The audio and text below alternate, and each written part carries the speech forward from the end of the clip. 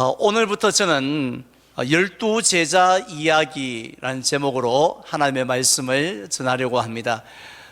복음서에 보면 항상 예수님 주변에는 많은 사람들로 인산인해를 이루었다라고 했습니다. 오병이어 기적을 베푸실 때는 그 남자의 수만 5천이나 되었더라고 하셨고, 그리고 또 가버나움에서 이 중풍병자를 고치실 때는요, 문 앞에 사람들이 얼마나 많이 있었는지 그 병자를 지붕 위에 데리고 올라가서 지붕을 뜯고 상체로 예수님에게 내려야만 했다고 했습니다. 이렇게 많은 예수님 주변에 있던 사람들을 우리는 크게 그 두 부류로 나눌 수가 있습니다. 하나는 무리들이고 또 하나는 제자들입니다. 먼저 어떤 사람들이 무리들에 속했느냐 하면, 그들은 배고픔의 문제와 질병의 문제를 비롯한 여러 가지 골치 아픈 인생의 문제를 해결하려는 오직 그 목적으로 예수님 앞에 나온 사람들입니다. 따라서 그들은 문제가 해결되어지고 나면 미련 없이 예수님 곁을 떠나버렸습니다. 그래서 예수님은 이러한 무리들을 향하여서 너희가 나를 찾는 것은 먹고 배부른 까닭이라고 책망을 하셨습니다. 결국 그들은 예수님을 위하여서 자신의 십자가를 질 마음은 단 1도 없었던 것입니다. 자기의 유익을 위해서 예수님을 따라왔던 것이지, 예수님을 위해서 자기의 것을 희생할 마음은 요만큼도 없었던 사람들, 그들이 바로 무리들이었습니다. 반면에 제자들은 어떤 사람들이었습니까? 베드로의 신앙 고백처럼 예수님을 그리스도시요 살아계신 하나님의 아들로 인정하는 사람들이었습니다. 단순히 예수님과 함께 밥 몇 번 먹었다고, 예수님과 안면 있다고 제자라고 했던 것이 아니라 예수님을 나의 주 나의 하나님으로 모시는 사람들이었습니다. 그래서 자기를 부인하고, 자기를 주장하는 것이 아니라 자기를 부인하고 또 자기 십자가를 지고 예수님을 따르는 사람들을 보고 제자들이라고 불렀습니다. 자, 이러한 예수님의 그 제자들이 모두 몇 명일까요? 우리가 7월 첫 번째 주 맥주감사 주일 오후 예배 때는 우리 전교인 성경 퀴즈 대회가 있는데, 이번에 그 범위가 마태복음이지 않습니까? 어쩌면 그런 문제가 나올지도 모르겠습니다. 예수님의 제자가 몇 명인가요? 아마 대부분의 성도님들은 두 번도 생각하지 않고 12명이라고 대답을 하실 것입니다. 그런데 누가복음 10장에 보면 예수님께서 전도를 하기 위해서 70명의 사람을 따로 세우시고요, 그들로 하여금 각 마을로, 각 지역으로 먼저 보내셨다라고 했고, 그들은 나가서 복음을 전하고 귀신을 쫓은 다음에 돌아와서 예수님, 우리가 이런 일을 했습니다 라고 보고하는 내용이 나옵니다. 따라서 그 70명은 무리들이 아니라 예수님을 따르던 제자들이라고 할 수 있습니다. 그리고 누가복음 8장에 보면 예수님의 제자는 남자들로만 구성된 것이 아닌 것 같습니다. 우리 여자 성도님들 힘을 내십시오. 7 귀신에 사로잡혔던 막달라 마리아와 또 이 헤롯의 청직인 구사의 아내 요한나라는 사람, 또 수산나와 같은 다른 여자들이 자기의 소유를 가지고 예수님을 섬겼다고 했는데요, 이들도 역시 무리가 아니라 예수님을 따르는 제자들이었습니다. 자, 이렇게 많은 제자들 중에서 베드로를 비롯한 12 제자들은 과연 어떤 사람들입니까? 마가복음 3장에 보면 그들은 항상 예수님과 함께 있으면서 그 누구보다도 많은 예수님의 가르침을 받았고 예수님에게 능력을 받았던 사람들입니다.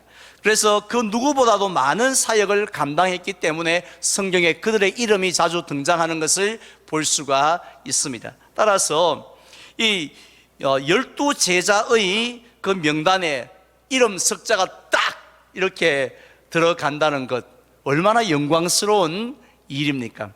만약에 임진왜란 때 명량해전에서 이순신 장군과 함께 싸웠던 그 수군의 명단에 우리 조상의 이름이 딱 석자가 들어있다라면 우리는 가는 곳마다 자랑할 겁니다. 자자손손 그분을 가문의 영광으로 여기지 않겠습니까? 우리 몇 대 할아버지가 어떤 분이신지 아냐고. 이순신 장군하고 같이 3년 동안 그렇게 전쟁에 나가서 싸웠던 그런 분이라고 이렇게 이야기를 하며 자랑하지 않겠습니까? 그런데 따라서 이 이순신이 아니라 예수님과 함께 3년 동안 동거동락했던 그 제자들의 영광이라는 것은 이 세상의 그 어떤 영광과도 비교할 수가 없을 것입니다. 그런데 놀랍게도 이 12제자들의 영광은 거기서 그치는 것이 아니었습니다. 요한계시록 21장에 보면 하나님께서 사도 요한에게 무엇을 보여주느냐 하면 장차 저와 여러분들이 들어가서 거하게 되어질 새 예루살렘 성을 보여주는데 그것이 하늘에서 쫙 내려오는데요, 그때에 이 세례 요한이 무엇을 보았다고 했느냐 하면 그 성곽에 기초석이 12개가 있다는 것이죠. 근데 그 12개의 기초석마다 12사도의 12이름이 적힌 것을 보았다라고 그렇게 말씀을 하고 있습니다. 뿐만 아니라 에베소서 2장 20절에 보면 너희는 사도들과 선지자들의 터 위에 세우심을 입은 자들이라고, 그리스도 예수께서 친히 모퉁이 돌이 되셨다라고 말씀을 하고 있습니다. 결국 이 12명의 제자들은요, 예수님을 잘 믿어서 이 땅에서 복을 받고 그냥 그들의 영혼이 천국으로 간 것으로 그들의 영광이 끝난 것이 아니었습니다. 그들의 믿음, 또 그들의 모든 사역들, 그들의 모든 인생의 삶의 순간순간들이 결국은 하나님 나라의 기초가 되었다는 것이죠. 에베소 교회뿐만 아니라 고린도 교회, 또 심지어 이 동산 교회의 기초가 되었다는 것입니다. 누가요? 그 12제자들의 믿음과 섬김과 헌신이 그러했다라는 것입니다. 따라서 예수님께서 12제자를 부르실 때에 단순히 눈앞에 있는 몇 가지 일만 바라보시고 생각하시고 12를 부르신 것이 아니라 장차 이들을 통하여서 이루실 영광스러운 천국과 또 교회의 큰 그림을 바라보시면서 베드로야 나를 따르라 라고 이렇게 부르셨다라는 것입니다. 자, 그런데 오늘 본문인 이 26절에 보면요, 느닷없이 사도 바울이 고린도 교회 성도를 향하여서 뭐라고 말씀하시냐면 형제들아 너희를 부르심을 한번 보라 이렇게 말씀을 합니다. 이 말씀은요, 하나님께서 이 12제자들을 부르신 것처럼 너희도 성도로 불렀지만 특별히 무리가 아니라 제자로 부르셨다라는 것입니다.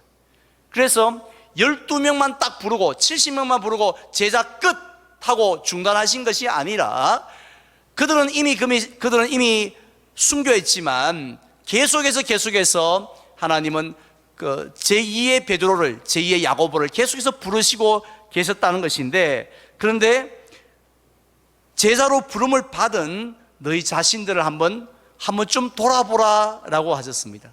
오늘 우리 6월 첫 번째 주일 돼 가지고 시온 찬양들 보면서 야, 오늘 마스크를 꼈지만 오늘 누가 앉아서 찬양을 하나 이렇게 한번 돌아보는 것처럼 고린도 교회들도 제자로 부름을 받은 성도들을 한번 돌아보라고 했습니다. 왜냐하면 이 하나님의 부르심에 대해서 사람들이 오해하는 것이 많다는 것입니다. 사람을 부르실 때에 하나님의 생각과 우리 사람의 생각이 너무 차이가 났기 때문입니다. 특별히 사람들은 하나님의 부르심에 대해서 두 가지 잘못된 생각을 하고 있었기 때문입니다.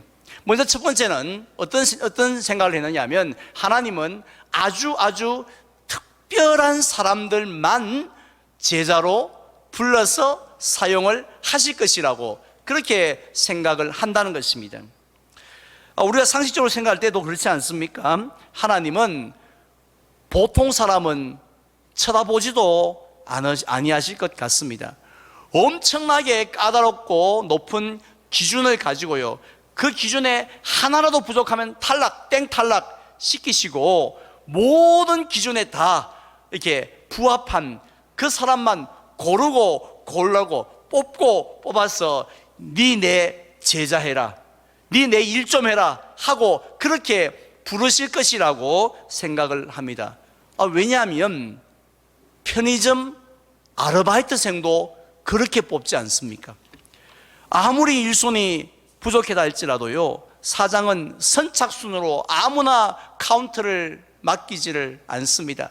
그래도 자기 나름대로 기준을 딱 가지고 그 기준에 합한 사람을 채용하는 것을 보게 되어집니다. 따라서 하나님께서 이 하나님의 영광스러운 사역을 이루기 위해서 제자들을 부르실 때에 어떤 사람을 부르실 것 같습니까? 육체를 따라서 오늘 26절 말씀처럼 아주 지혜롭고 의리한 사람이 아니라 진짜 스마트하고 똑똑한 그런 사람을 뽑으실 것 같지 않습니까? 그리고 또 이 남다른 탁월한 능력이 있는 자나 또 문벌이 좋은 자를, 왕대밭에 왕대 난다고요. 그래서 문벌이 좋은 자를 하나님께서 골라서 부르실 것 같습니다. 그런데 예수님이 제자를 부르신 모습을 한번 보세요. 어떤 제자들을 불렀습니까? 한마디로 지극히 평범한 사람들을 부르셨습니다.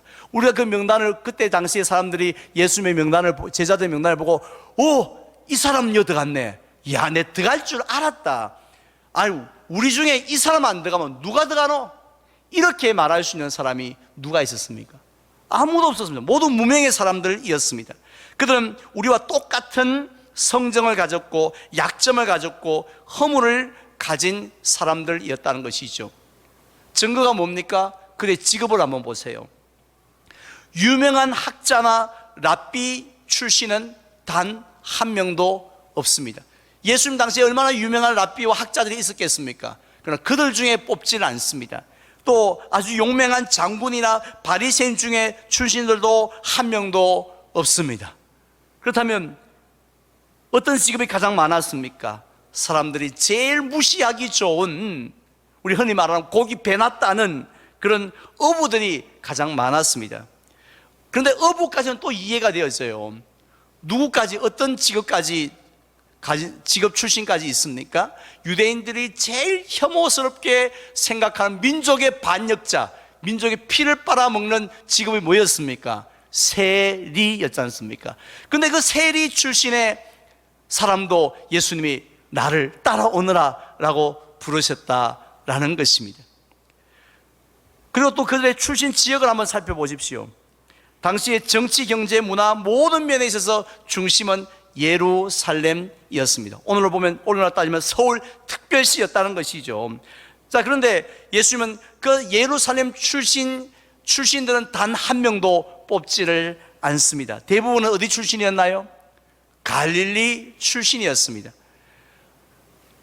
당시의 사람들이 이 갈릴리 지역을 얼마나 무시했던지요. 예수님이 갈릴리에 속한 나사렛 출신이라는 말을 들었을 때 뭐라고 말합니까? 나사렛에서 무슨 선한 것이 나겠느냐고. 사람이 나면 예루살렘에서 인물이 나지, 무슨 갈릴리에서, 무슨 나사렛에서 인물이 나겠느냐 하면서 멸시하고 천대했던 지역이었습니다. 왜냐하면 지역적으로 북쪽에 해당되어 있거든요.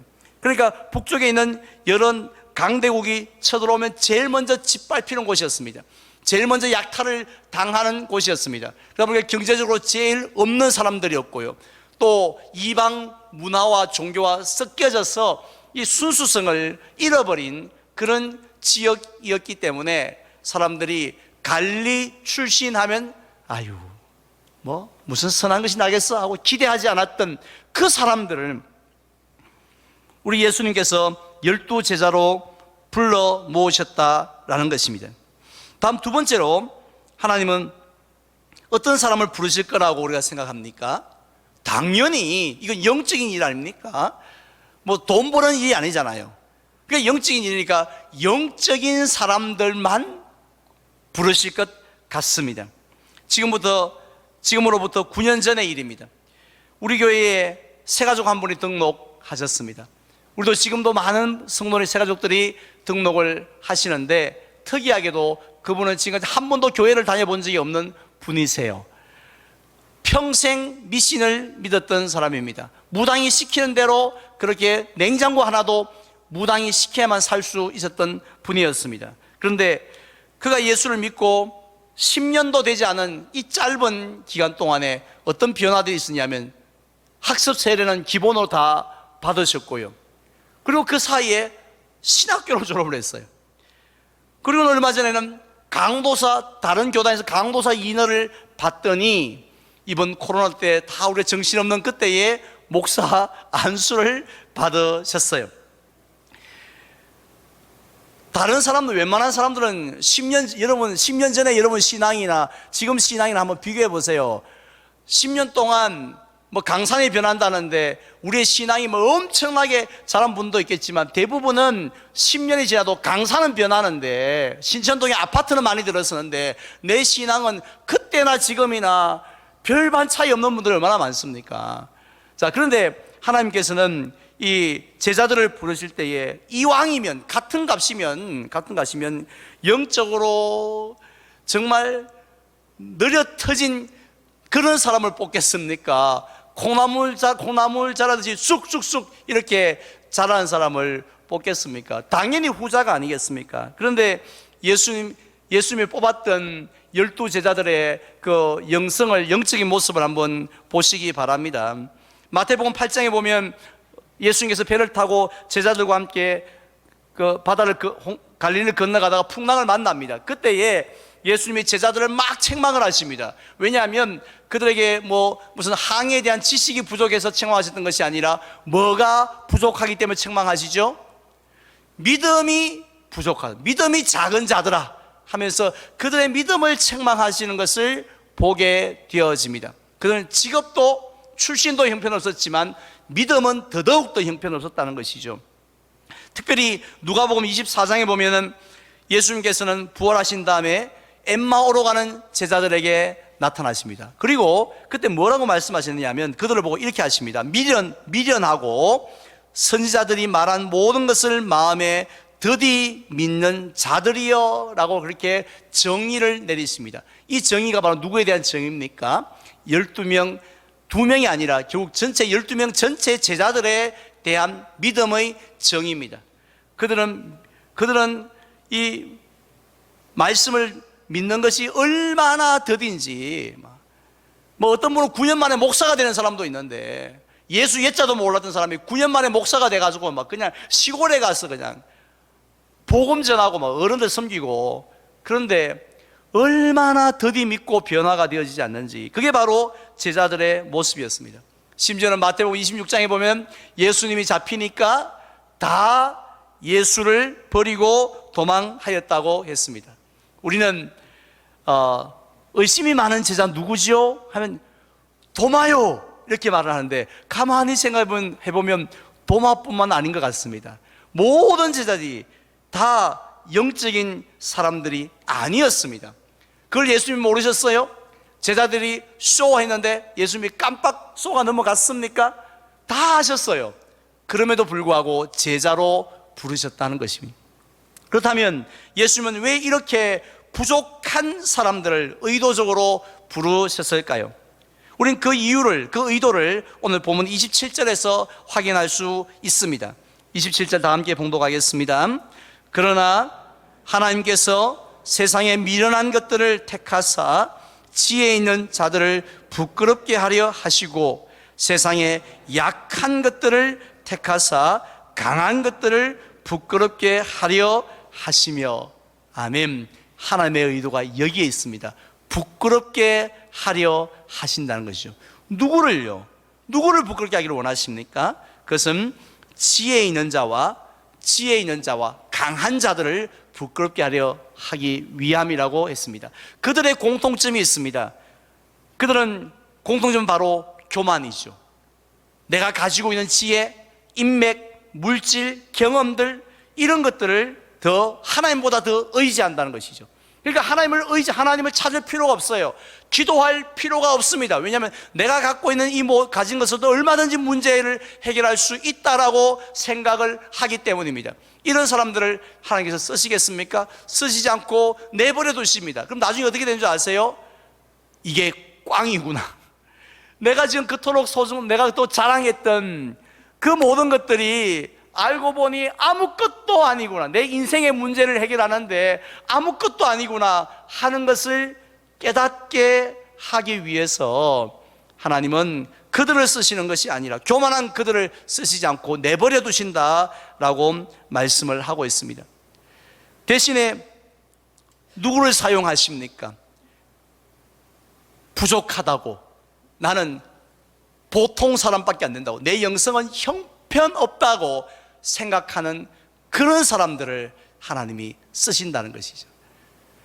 6월 20일에 임직감사 예배가 있습니다.